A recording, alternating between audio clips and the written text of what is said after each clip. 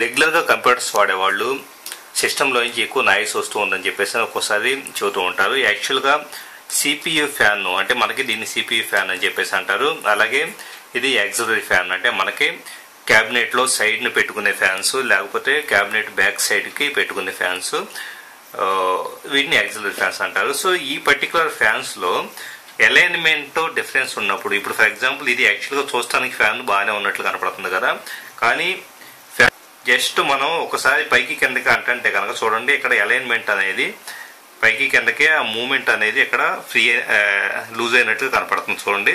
So ఈ alignment difference ఉన్నప్పుడు complete ఎక్కువ స్పీడ్తో రన్ అయ్యేటప్పుడు అలైన్మెంట్లో మనకి ఈ సర్ఫేస్ వెళ్ళేసి ఈ కింద ఉండే మెటల్లో పార్ట్ని టచ్ చేయటం వలన మనకి నాయిస్ అనేది ఎక్కువ వచ్చే అవకాశం ఉంటుంది.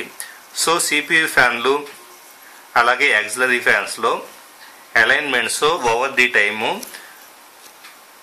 తప్పే అవకాశం ఉంటుంది. సో అలాంటప్పుడు ఆ ఫ్యాన్స్ని రిపేర్ చేసుకోవడానికి పాసిబుల్ కాదు. సిపియు ఫ్యాన్ అయితే కనుక కంప్లీట్ యూనిట్ మొత్తాన్ని యాజ్ ఇట్ ఈజ్గా మన పర్టికులర్ సిపియుకి ఎలాంటి సాకెట్ అయితే ఉంటుందో ఐడెంటిఫై చేసి ఆ సాకెట్, ఆ మదర్ బోర్డ్ సాకెట్కి సంబంధించి ఈ 4 రకాల స్క్రూస్ పట్టే ఫ్యాన్ మాత్రమే పర్చేజ్ చేసి అమర్చుకోవాల్సి ఉంటుంది. అదే యాక్సిలరీ ఫ్యాన్ అయితే కనుక నార్మల్గా ఏ ఫ్యాన్ అయినా కానీ సరిపోతుంది.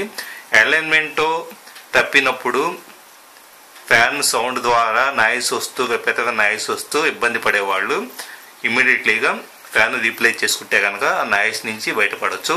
ఒకవేళ ఎక్కువ కూలింగ్ కోసం సిస్టంలో 2-3 ఫ్యాన్స్ బిగించుకొని ఉంటే కనుక మనకు హార్డ్ నాయిస్ కాకుండా సాఫ్ట్ నాయిస్ వస్తూ ఉంటుంది. సో దాన్ని మనం బేస్ చేయొచ్చు. ఎందుకంటే నెంబర్ ఆఫ్ ఫ్యాన్స్ని మనం పెట్టుకున్నప్పుడు ఆటోమేటిక్గా ఆ పర్టికులర్ ఫ్యాన్స్ దగ్గర నుంచి ఎక్కువ నాయిస్ అనేది ఫ్యాన్ 2-3 ఫ్యాన్స్ తిరుగుతూ ఉండటం వల్ల నాయిస్ అనేది కామన్.